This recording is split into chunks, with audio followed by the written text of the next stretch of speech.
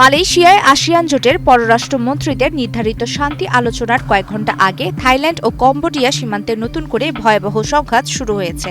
গত কয়েক মাসের কূটনৈতিক প্রচেষ্টাকে বড় ধরনের হুমকির মুখে ফেলেছে সোমবার ভোরের এই লড়াই। গত ৮ ডিসেম্বর সংঘাত পুনরায় শুরু হওয়ার পর থেকে এ পর্যন্ত অন্তত ৪০ জন নিহত এবং সীমান্ত এলাকার প্রায় ১০ লাখ মানুষ বাস্তুচ্যুত হয়েছেন।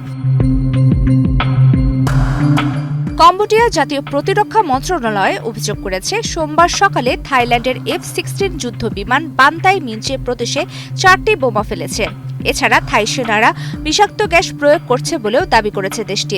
এক্সট্রিম মশার কয়েল প্ল্যান্ট ফাইবার দিয়ে তৈরি, তাই সহজে ভাঙে না, সুগন্ধিযুক্ত ও নিরবিচ্ছিন্নভাবে জ্বলে। ডেঙ্গু, চিকুনগুনিয়া বাহি সহ যে কোনো মশার বিরুদ্ধে দেয় এক্সট্রিম সুরক্ষা।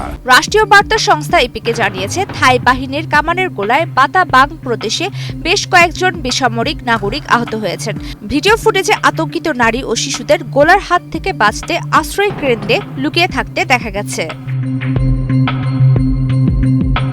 অন্যদিকে থাইল্যান্ডের মর্নিং নিউজ TV3 জানিয়েছে, সোমবার ভোরে থাই ভূখণ্ডে ভারী অস্ত্র নিয়ে হামলা চালিয়েছে কম্বোডিয়া।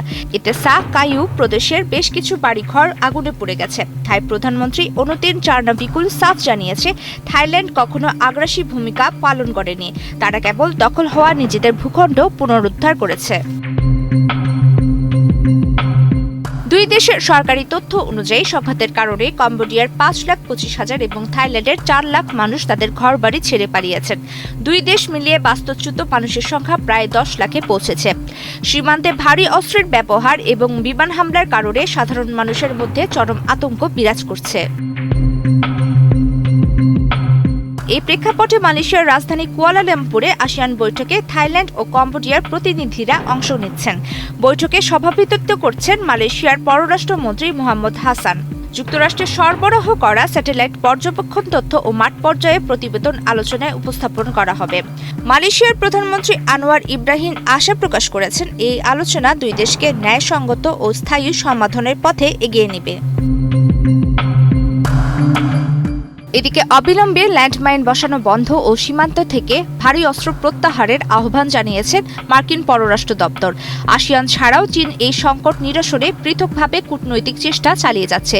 তবে ব্যাংকক ও নমপেন একে অপরকে চুক্তি লঙ্ঘনের দায়ে অভিযুক্ত করায় যুদ্ধবিরতির সম্ভাবনা এখনও অনিশ্চিত। প্রমিতি কিবরিয়া ইসলাম, বাংলাদেশ প্রতিদিন।